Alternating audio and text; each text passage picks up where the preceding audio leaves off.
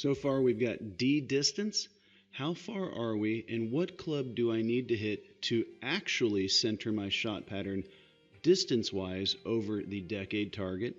E, expectation, is just a psychology trick to help you control your expectation management and not make bad decision after bad decision trying to get back early bogeys in a round. C, correct target, which is how far we need to be aiming from the edge of the green, and as I've been saying repeatedly, for starters.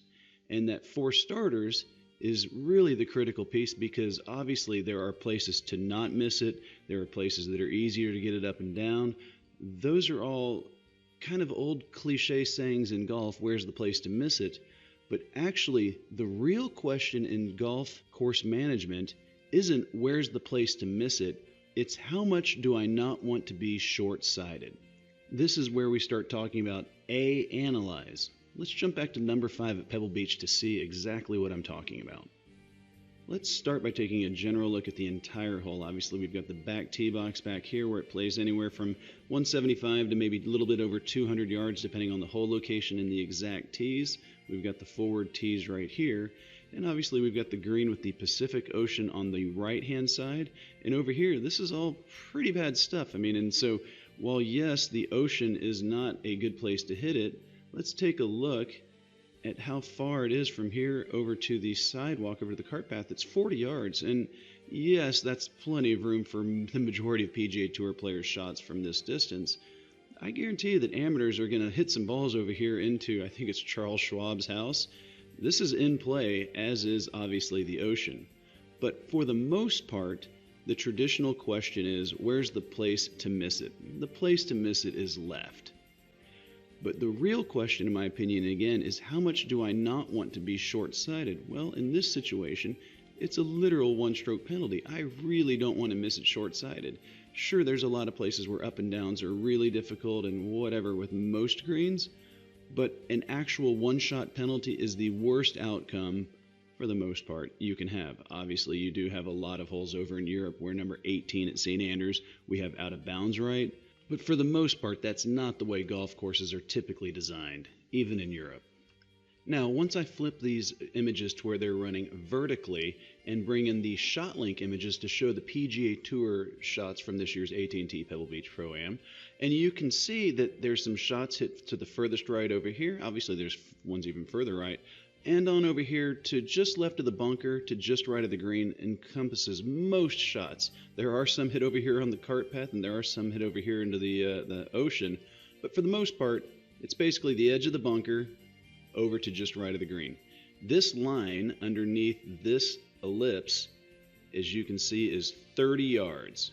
So what this ellipse right here is obviously a 30-yard wide shot pattern. Now I'm going to tilt it to give a right-hander's perspective of shot pattern, because shots typically the left side of your shot pattern is long left, the short part of the right part of your shot pattern is short right. And this is where it can usually start hitting home that even if I made this shot pattern significantly larger for an amateur, if I tried to make the amateur more conservative than a PGA Tour player, they're just going to hit so many balls over here that they're going to drive their scoring average up. This is why, really, for the most part, it doesn't matter if you're a PGA Tour player or an 80 shooter. Course management, the math, really spits out about the same targets. It's certainly close enough that you can just learn the generic decade system and apply it to your game, regardless of what your actual scoring average is. When I bring in the actual scoring metrics from the event, just to kind of illustrate this idea, there was a double in the first round, 3 in the second round, including a triple, a double in the third, 2 doubles in the fourth, and 2 triples. But there were no penalty shots at all. Penalty tendency, there was none. All of these, it was literally 5%-ish of the total scores were double bogey or higher. If amateurs played this and got overly conservative and put more of their shots over here where the vast majorities of those doubles and worse came from, I can assure you their scoring average would blow through the roof, just as bad if they went ahead and hit their tee shot into the water. It's actually kind of a funny, it sounds like a joke, but it's not a joke. If you're going to hit it in the water, it might as well be on the first shot and get the distance up here into a better place to then have an easier chip shot from here. then putting it over here, and then putting that into the hazard or something crazy. All I'm trying to illustrate with this is that there are places that are worse to miss it than other places. The idea of missing it in the correct spot is accurate, but it is somewhat semantics to say the real question is how much do I not want to be short-sighted. Let's listen to a clip that I saved from a few years ago. I apologize, the audio is not very good, but I was just recording it off my TV on my iPhone, where Chris DeMarco is describing a par 3 at the U.S. Open at Erin Hills, and how he's saying that his yardage book would have a big X over here as being the place to not miss it. This is all a collection area down here, so if you come up just a little bit short, that's going to roll all the way back down here, which is going to leave you a very difficult chip. So left of this green, even if you chip it or miss it left of the green over here, chip into that pin is not going to be real difficult. So you have to be on the left side of the screen. But they do a great job with the design because they give you that ridge to get the ball all the way over to the hole. They give you that option. So whatever you want to do, you want to bring this in from the left, even if you roll it in, or even if missing it long isn't too bad, an approach shot. In my yardage book, I have a big X right there. You do? Yeah. Okay, false front on the right side. What Chris describes there is what basically every PGA Tour player's yardage book looks like. It'll have a bunch of X's, don't miss it here, some checks to miss it here. Actually, let's bring in another slide from my actual seminar where Danny Willett, on the eve before he was defending his Masters Championship a few years ago, he tweeted out a picture of his yardage book saying, "My homework's done," and he's got all his Sharpies and everything. It's a beautiful looking yardage book. But let's take and zoom in on what his yardage book actually has. He has these 5 big black X's running across the back. This is number 5 green. And yes, I have luckily got to play Augusta once in my life, and I can assure you long on number 5 is absolutely dead. But then over here he's got okay. You know, this bunker, it's not exactly okay. It's running away from you. This is not a great spot to be. And almost as important is over here to the right, he doesn't have anything. And if you remember, this is where Tiger in 2019 in the final round, his second shot finished up right over here. And he had that putt coming across that ridge, and he hit it about 15 or 20 feet by the hole because it was dead. If we're going to use the X methodology like Chris DeMarco does and Danny Willett, we need to have some black X's over here for sure as well. I've now created a yardage book for Pebble Beach within the Decade app, and you can see I've gone to number 5, the hole that we've been discussing here.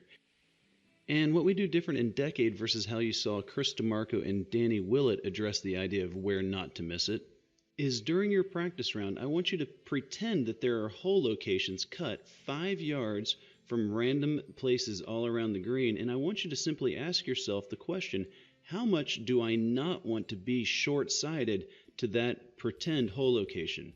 Because if you think about it, from right here, always the place to miss it is going to be over here. Always. But how much is really the critical question in learning proper course management.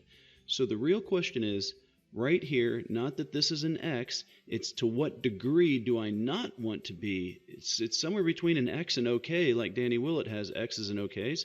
It's somewhere between those two things. So if this is an X, how much of an X? This is what the A for Analyz represents in the Decade acronym.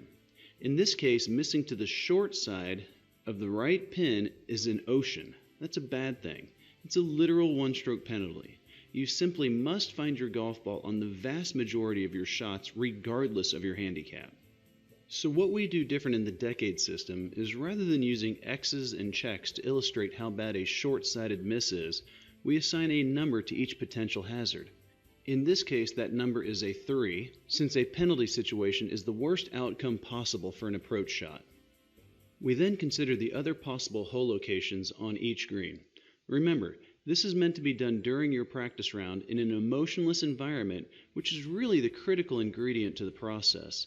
It's this removing of emotion from the decision that allows you to make optimal decisions with ease during a golf tournament. I can expand upon this idea a little bit easier by using a few more shot link images. So in this left image, the shots are coming in from left to right on both of these.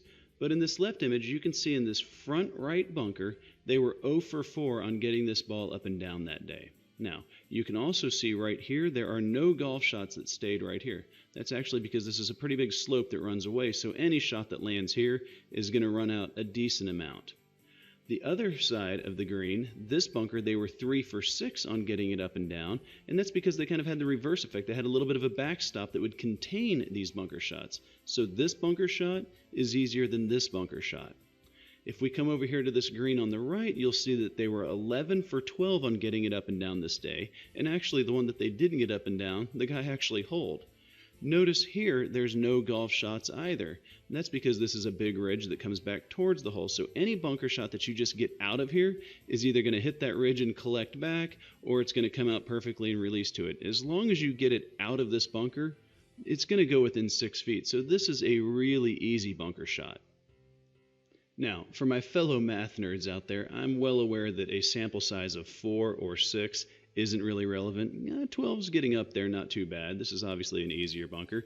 This one, they might have just missed a bunch of 5-foot putts. What I try to tell my tour players, and obviously this is where it's easier to do with a tour player since we have ShotLink images to work with, but what I tell them is I need you to use your golf IQ. When you see a bunker that's 0 for 4, is there a reasonable story that you can tell yourself as to why that might be the case, all the way up to 50% and then all the way up to 100%?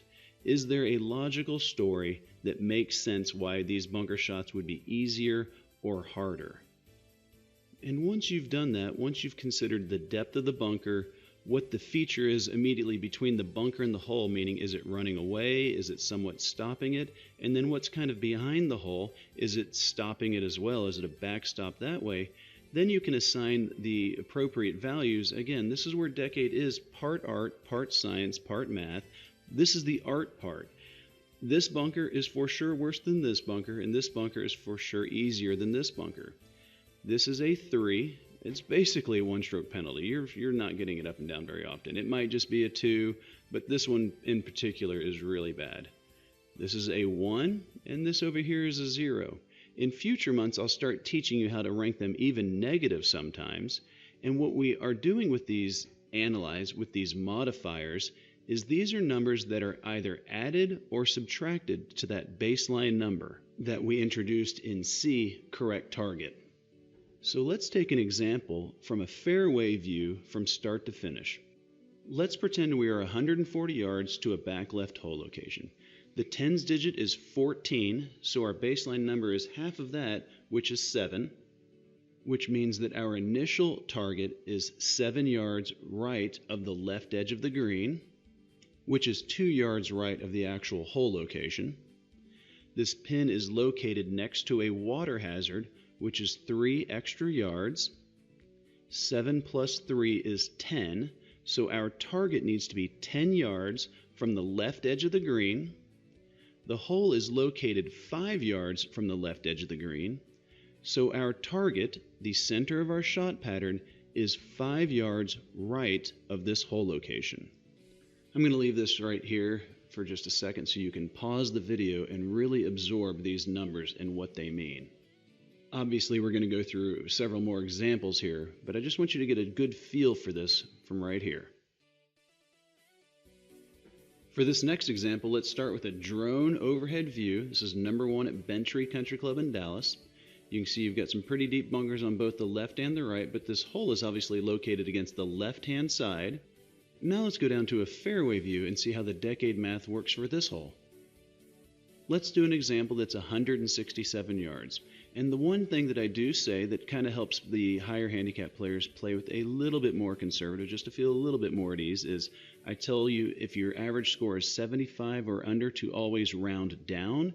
If your average score is over 75 to always round up. So a 2 handicap would be using the 160 baseline number. A 10 handicap would be using the 170 baseline number. It's only a yard difference, but it's a little helpful sometimes.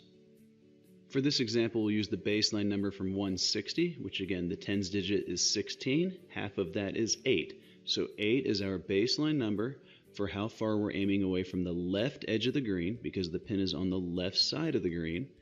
The bunker on the left-hand side that the hole is located closest to is a little bit deeper, but the green really isn't running away very much, which is the main thing that actually starts making bunker shots really hard, because you simply can't stop it. So let's call the left bunker a 1 for our A Analyz modifier.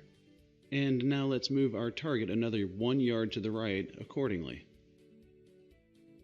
This means that our overall target needs to be 9 yards to the right of the left-hand side of the green. But wait a second, since this is just a casual Saturday round, we don't have our pin sheet. What should we do in this case? Well, as I've said a number of times throughout these videos, I really want you to create the great habits to where they're just part of your DNA. They are just on autopilot. So just because you're playing a casual round at your home course does not mean I don't care if you go through these steps. What we can do is we can use the length of the flag stick as a reference to guesstimate how far the pin is from the edge of the green. Most flag sticks, in the USA at least, are about 7.5 feet long, so they're about 2.5 yards long. If you use that number for perspective, you can then pretend that you're just laying the flag stick down and guesstimate how many flag sticks the hole is located from the edge of the green.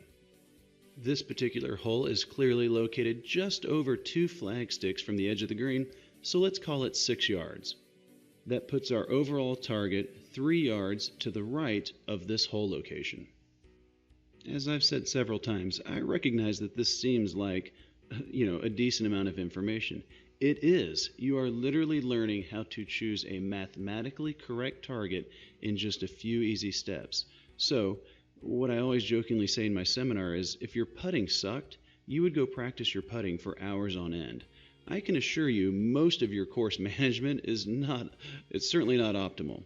So taking a little bit of time, watching this video a couple times, I'm going to give some more examples throughout the next few videos, obviously, but really letting this information and these ideas soak in, I can assure you will knock quite a few shots off of your game literally overnight.